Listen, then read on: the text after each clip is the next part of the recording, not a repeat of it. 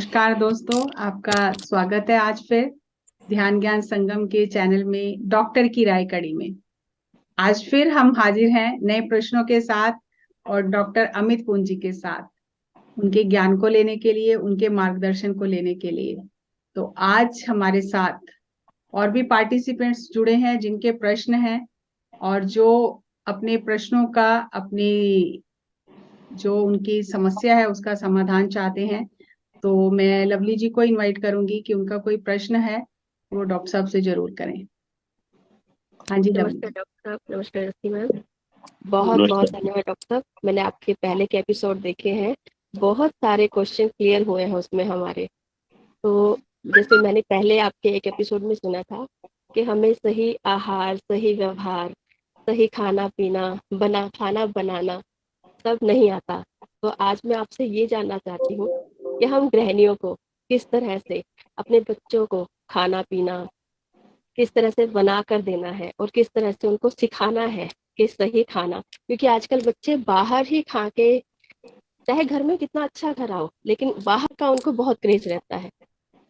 तो सही तरह से खाना पीना और किस तरह से उनको सिखाएं, आप थोड़ा सा मुझे समझाइए। आप कहना ये जरूर। चाहते हैं कि जंक फूड से बच्चों को जंक कैसे फूड बाहर से निकालें? बच्चों को, और हाँ जी। Very good. बहुत अच्छा प्रश्न है। और इसका जो उत्तर है उसके लिए जो घर में जो कुकिंग करते हैं उनको और क्रिएटिव होना पड़ेगा, क्योंकि जंग बहुत भारी है और वो जंग आपको ही जीतनी पड़ेगी। मैं थोड़ा बता सकता हूँ कि आपको करना क्या है उसमें। देखिए, बच्चे जंक फूड के लिए आकर्षित हैं क्योंकि टीवी पर जो देख रहे हैं वो उनका खाने का बिल्कुल मन करेगा। और हाँ जी। साथ के जो बच्चे जो खा रहे हैं वो वैसी ही बात करेंगे कि आजकल जैसे अभी मैं देख रहा हूँ अपने यहाँ बारबेक्यू का बहुत फैशन चला हुआ है कि लोग बारबेक्यू नेशन और ऐसे कुछ रेस्टोरेंट हैं वहां पर पहुंचते हैं कि वहां पर एक बार हमने एक टोकन अमाउंट दी और दिल भर के आप जो मर्जी खाओ, ऐसी हाँ जी। जगह हाँ जाने का बूफे का सिस्टम बहुत चला जी। हुआ है। जी। तो हम बच्चों को ऐसा नहीं मना कर सकते कि आप ऐसी जगह ना जाओ। एक फैशन बन गया कि जो भी बच्चा बाहर जा रहा है तो उसको एक हाथ में एक छोटी बोतल कोक की, पेप्सी की चाहिए, है ना। जी। साथ में उसको कुछ चिप्स वगैरह चाहिए, कुरकुरे चाहिए, कुछ ऐसी चीज हम्म। चाहिए। तो जो भी प्लास्टिक पैक्ड फूड है, प्रोसेस्ड फूड है, वो उसको चाहिए। जी। लेकिन उससे वो बीमारियां ही अपने आप को ले रहे हैं, न्यूट्रिशन ही खुद का डाउन कर रहे हैं। आज किसी का भी विटामिन डी चेक कर लिया जाए तो वो विटामिन डी कम ही मिलेगा। जी। तो ऑस्टियोपोरोसिस और ऑस्टियोपिनिया की स्टेज आ रखी है, जिसमें हमारी हड्डी इतनी कच्ची हो चुकी है कि अगर जैसे एक चौक को नीचे गिरते हैं और चौक टूट जाता हम्म। है, ऐसे ही आपकी नीचे गिरने की देरी है और हड्डी टूट बिल्कुल। जाएगी। तो इतनी हड्डी कच्ची हो चुकी है, तो उस हड्डी की कच्ची होने के कारण में ये कोल्ड ड्रिंक सबसे बड़ी जिम्मेदार है। अगर हम किसी भी बच्चे का जैसे दांत गिरता है, तो मेरा हर स्कूल में जाना रहता है, जिस एरिया में मैं हूँ वहां पर लगभग मैं हर स्कूल विजिट करता हूँ। एक साल के अंदर में मेरे 150 से 200 कैंप होते हैं। तो जिसमें एक कैंप के अंदर में 400 से 500 लोगों से मेरा मिलना रहता है। तो मैं उनको हेल्थ की गाइड खूब करता हूँ और उनसे मैं बच्चों से एक्सपेरिमेंट करवाता हूँ कि आप एक काम करिए, आप जो दांत गिरता है आपके छोटे बच्चों का घर में, जो छोटी क्लास में बच्चे हैं प्राइमरी स्कूल में, सबके दांत गिरते हैं। तो किसी जी। भी बच्चे का दांत पकड़ो, एक कोल्ड ड्रिंक की बोतल पकड़ो और उसके अंदर वो दांत डाल दो। हम्म। तो वो दांत आप देखोगे 5,000 साल अगर जमीन में रहेगा तब भी वो दांत नहीं गलेगा। ओके। तो पुरानी अगर डेड बॉडीज निकलती हैं, मम्मीज हम्म। निकलती हैं, तो उनके दांत बरकरार होते हैं। लेकिन वही दांत जब आप कोल्ड ड्रिंक की बोतल में डाल रहे हो तो 10 दिन के बाद आपको दांत नहीं मिलेगा, गायब हो जाएगा, पाउडर बन जाएगा। तो वही कोल्ड ड्रिंक सब बच्चे पी रहे हैं। तो बच्चे जब जी। प्रैक्टिकल करते हैं वो बहुत अच्छे से सीखते हैं उस चीज को ओके। कि वही कोल्ड ड्रिंक हम पी रहे हैं तो हम अपनी हड्डियों को गला रहे हैं। क्योंकि वो एक 2 pH का फैक्टर का एक पीएच स्केल समझना जरूरी है, 0 से 14 के बीच में। अगर वो पीएच जो 2 pH या 3 pH की हम ड्रिंक ले रहे हैं, वो पीएच फैक्टर हमारी बॉडी को बहुत एसिडिक करने वाला है। हम्म। 7 से ऊपर एल्कलाइन है, 7 से नीचे एसिडिक है। तो ये 0 से 14 के बीच का स्केल है। तो इस स्केल के अंदर में हमने एसिडिक फूड हमारा ज्यादा हो गया है, जिसके कारण सारी बीमारियां बन रही हैं। एल्कलाइन हम डाइट ले ही नहीं रहे, एल्कलाइन को भी हम एसिडिक बना के खाते हैं।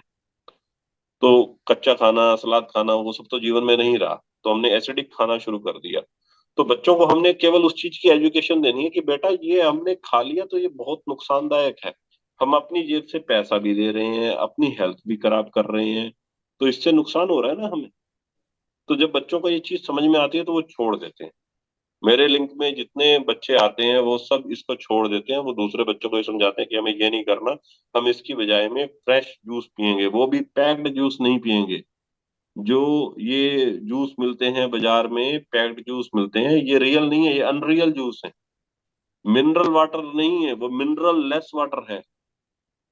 तो हमें ये समझना है कि हम बेवकूफ बने जा रहे हैं कि जो ये कंपनियों की अंधी दौड़ है, उस कंपनियों में विज्ञापन में वो केवल प्रचार प्रसार के लिए बैठे हैं, तो उस प्रचार प्रसार में हम बेवकूफ बन रहे हैं।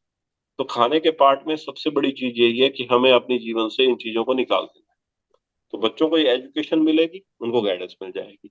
अगला काम क्या करना है कि हमें अपने घर में बर्तन ठीक करने हैं, लेडीज से स्पेशली। तो जो बर्तन एल्युमिनियम के हमने अपने घर में रखे हैं उनको निकाल दो। एल्युमिनियम का कोई भी बर्तन कुकिंग में यूज मत करिए। देखिए, पीतल के बर्तन, कांसे के बर्तन होते थे, लेकिन लेकिन उनको कली करना उतना अब वो इजिली नहीं रह गया है, तो उनको हम मेंटेन नहीं कर पाएंगे। तो किसी गांव में अगर ऐसा पॉसिबल हो तो कर पाते हैं, लेकिन उनको बर्तनों को कली करवाना पॉसिबल नहीं रहा है। तो आपके बर्तन मिट्टी का या स्टील का या आयरन का, ये तीन बर्तन ही यूज करिए। मिट्टी का बर्तन सबसे बेस्ट है। तो मिट्टी के बर्तन में भी कुकिंग हो सकती है, वो कुकिंग आप कर सकते हैं, तो वो पॉसिबल है, गैस के ऊपर भी पॉसिबल है। तो उनमें आप कुकिंग करिए, कुकिंग का बर्तन सबसे पहले ठीक करिए। अगला काम जो हमने करना है, आप अगर कोई भी अगर गांव के परिवेश से है, आज से 40-50 साल पहले कुछ ऐसा था कि लोग सब चूल्हे के ऊपर खाना बनाते थे। गैस का सिलेंडर भी ऐसा नहीं मिला करता था। अगर आपको भी अपनी माँ का या दादी का, नानी का खाना बनाना याद है, तो उस समय जो खाना बनता था उसका तरीका क्या रहता था, उसी को, पुरानी चीज को बता रहा हूँ मैं, कुछ भी नया बताने वाला नहीं हूँ। मैं आपको वही याद दिला रहा हूँ जो हाँ हमारे जी। पूर्वज करते थे। तो वो क्या करते थे, वो मिट्टी का बर्तन, एक हांडी रहती थी, उस हांडी के अंदर में वो प्याज, टमाटर, लहसुन, अदरक, ये सब डाल देते थे। तो हम तो लोग लहसुन नहीं खाते हैं, तो प्याज, टमाटर, अदरक, धनिया, जो भी आपने डालना है उसमें डाल दिया। अब सब्जी या दाल, तो वो उसमें डालकर पकने के लिए छोड़ दी। तो हम्म। जब आपने पकने के लिए छोड़ दी है तो वो अपने आप 2 से ढाई घंटे में पक जाएगी। धीमी आंच पर पकेगी। जब धीमी आंच पर पकेगी तो उसका न्यूट्रिशन पूरा रहेगा। अब जो लोग आज की फास्ट लाइफ में है वो नहीं कर सकते, तो आपका प्रेशर कुकर स्टील का होना चाहिए। हम्म। ठीक है। तो शहरों में रहने वाले, मेट्रो सिटीज में रहने वाले लोग वो स्टील का प्रेशर कुकर यूज करेंगे, एल्यूमिनियम का ना यूज करें। हम्म। तो उसी में सब डालकर आपने उबाल दिया उसे। ठीक है। और नहीं तो वो पक रहा था धीमी आंच पे। दोनों ऑप्शन है। और उसके पकने के बाद में क्या करते थे कि अब जितना खाना है, क्योंकि एक बार में ज्यादा बना लेते थे लोग, तो अच्छा। जितना खाना है एक बार में, जितने परिवार के लोग हैं जो वो डाइट लेते हैं उसके हिसाब से उसको एक अलग बर्तन में ले लिया, उतने खाने को। और आपने घी या तेल गरम किया। अब उसके अंदर जीरा या हम्म। सरसों या कड़ी पत्ता या लाल मिर्च या देगी मिर्च डालकर उसको हल्का सा तड़कदानी में किया और हम्म। उसको दाल के ऊपर डाल दिया, तो छू की आवाज आई। इसको हम्म। बोलते थे छौंकना। हम्म। ठीक है। इसी के अंदर तड़क तड़क आवाज आनी, तो इसको ही तड़का बोला जाता था, ये था तड़कना। हम्म। इसको बोला जाता है सब्जी को संस्कारित करना। हम्म। तो ये आप इसके अंदर हींग की चॉइस अपनी दे सकते हो। तो ये चीजों को डालकर वो खाना जो है वो संस्कारित हो जाएगा और अच्छे से पच जाएगा। प्रकृति का हिसाब लगाकर हींग डाल दी, जीरा डाल दिया, अजवाइन डाल दी, कड़ी पत्ता डाल दिया, तो देगी मिर्च डाल दी, तो इन सब चीजों को, कस्तूरी मिर्च डाल दी, तो ये हम्म। डालकर आपने उसको संस्कारित कर दिया और ये आप खाइए। इसका जो घी और तेल रहेगा, इसका मोलिक्यूलर स्ट्रक्चर नहीं बदलेगा। अगर हम्म। आपने घी और तेल को बहुत ज्यादा गर्म करते रहे, बहुत गर्म करते रहे, तो उसका मोलिकुलर स्ट्रक्चर बिगड़कर विसरल फैट में और ट्रांस फैट में बदल जाएगा। वो बीमारी बनाता है। तो आपने इस तरह से उसको लिया तो वो आपकी हेल्थ के लिए बढ़िया रहेगा। ये है खाना असली। इसको खाइए। हम्म। इतना सा काम है, इसको करके देखना है, इसको हम, बिल्कुल। है ना, इसको करके देखना। इसमें हमने शुरू में तड़का नहीं डाला है, खाना वही है। घी भी खिला रहा हूँ, तेल भी खिला रहा हूँ, वो खाइए आप, उसमें कोई दिक्कत नहीं है। तो उसको खाइए। और ये आपको दाल सब्जी भी बहुत टेस्टी लगेगी। आपके बर्तन चेंज हो गए हैं, आपका बनाने का मेथड चेंज हो गया है। नमक जो खाने में यूज करेंगे वो हमेशा सेंधा नमक यूज करेंगे। आपको yes, वो नमक जो सी सॉल्ट है वो यूज बिल्कुल। करने की जरूरत नहीं है। तो सेंधा नमक जो है वो हमारा पीएच फैक्टर बैलेंस रखता है। और भी उसमें मल्टीपल चीजें हैं जो हमारे लिए चाहिए। तो सेंधा नमक ही हमको यूज करना है खाने में। बिल्कुल। तो खाने में इतना सा चेंज करेंगे। इसके अलावा हमें क्या करना है, खूब सारा फल और सलाद खाना है। आपने अगर अपने खाने में एक पर्सन को 1 केजी के आसपास फाइबर खाना ही चाहिए। तो उसमें हम्म। 1 केजी में डरने की बिल्कुल भी आवश्यकता नहीं है। अगर आपने 2 सेब खाए तो आधा किलो पूरा हो गया, 2 खीरे खाए तो आपका 1 किलो पूरा हो गया। तो अगर आपने फाइबर पूरा खा लिया तो उससे आपका पेट साफ होने से कोई नहीं रोक सकता। नहीं तो अगर आपने 1 केजी के आसपास ये नहीं खाया तो आपको कॉन्स्टिपेशन रहेगी, आपका पेट खुल के साफ नहीं होगा। घर में सफाई करने के लिए जिस तरह से झाड़ू की आवश्यकता है उसी प्रकार से शरीर की सफाई के लिए जो झाड़ू का काम है वो फाइबर ही करता है। तो उस फाइबर को आपको पूरा करना है, फल खाना है, सलाद खाना है। तो फल और सलाद आपने खाया, बन जाएगी बात। और प्रोटीन का एक भूत ऐसा चढ़ा है आज की डेट में, लोग प्रोटीन के पीछे पागल हुए जा रहे हैं। देखिए, चने से अच्छा प्रोटीन आपको कौन देगा? जौ से अच्छा प्रोटीन आपको कौन देगा? और स्प्राउट से अच्छा प्रोटीन आपको कहाँ मिलेगा?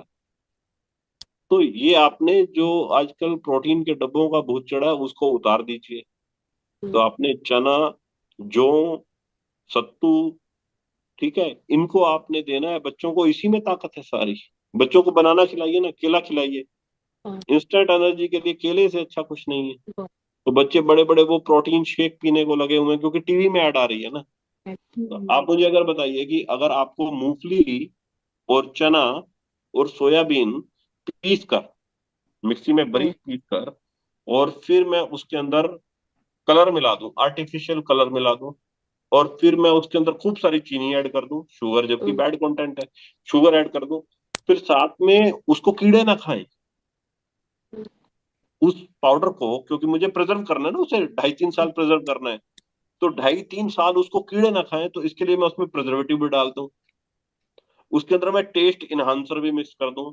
उसके अंदर मैं एसिडिटी रेगुलेटर भी डाल दूं। तो ये सब चीजें डाल के मैं दूं, और अब कहो कि ये जो चीज है आइटम, ये मात्र 50 रुपए की आइटम है। अब लाओ जरा मेरे को जरा 500 रुपए और 5,000 रुपए ढीले करो। बिल्कुल।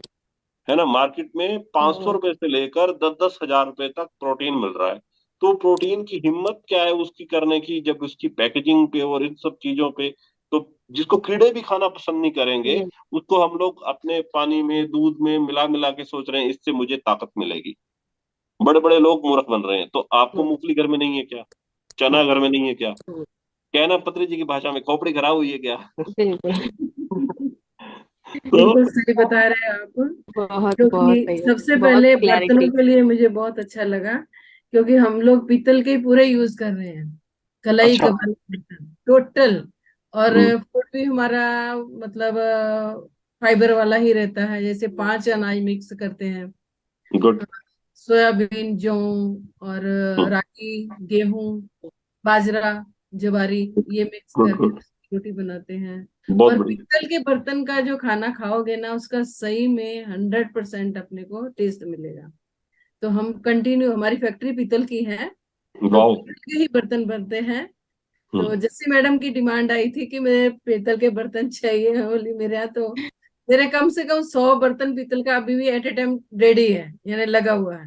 वाह। गंज, बाल्टी और परात, आटा लगाने वाली हर हम्म, एक चीज, कढ़ाई, दाल बनाने वाली कुकर पीतल का है, मतलब सब चीज टोटल पीतल का, कलाई से। तो मुझे तो सिर्फ मिलना पड़ेगा अब आपको आपसे, बहुत घर ही ऑर्डर आना आने पड़ेगा वाले अब तो। हैं। अब आपको बहुत ऑर्डर आने वाले हैं। वाह। जस्सी मैडम, चलना ही पड़ेगा अब तो। यहाँ बिल्कुल चलना बिल्कुल, पड़ेगा। आइए, वेलकम। सही सही बात है। मेरे पास भी काफी बर्तन मैंने अब एल्युमिनियम के हटा के स्टील के लगा लिए हैं। लेकिन एक दो है जो, जैसे पतीला एक बड़ा है चावल के लिए, तो वो भी स्टील का ही कोशिश करूँ, नहीं तो फिर नहीं, ये कविता मैम आप से इसमें एक चीज करके देखिएगा। आप जैसे स्टील का भी बर्तन है, मैंने देखा बहुत सारे घरों में क्या होता है कि एल्युमिनियम का जो बर्तन है वो यूज हो रहा है कढ़ाई के रूप में तलने के लिए, क्योंकि उसमें जल्दी से तेल गर्म हो जाता है। तो बिल्कुल पतली सी एल्युमिनियम की कढ़ाई यूज करेंगे, फ्राई पैन में वो यूज करेंगे, और प्रेशर कुकर में भी यूज कर रहे हैं।